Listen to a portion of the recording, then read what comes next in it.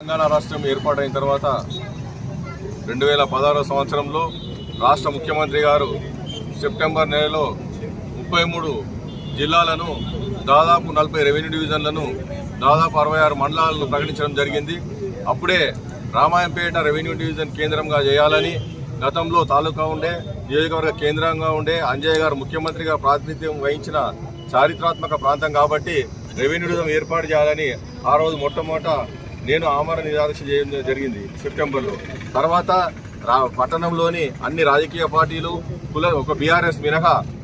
అప్పుడు ఉన్న టీఆర్ఎస్ మినహా మిగతా రాజకీయ పార్టీలు అన్ని బీజేపీ, కాంగ్రెస్, సిపిఐ, సిపిఎంతో పాటు కుల సంఘాలు, యువజన సంఘాలు, విద్యార్థి సంఘాలు, సంఘటిత వ్యాపార సంస్థలు సంఘటితంగా 185 రోజులు నిరవధిక నిరాహార దీక్షలు చేయడం జరిగింది. దాన్ని హోలీ పండుగ రోజు హరీష్ రావు గారు కుట్రబన్ని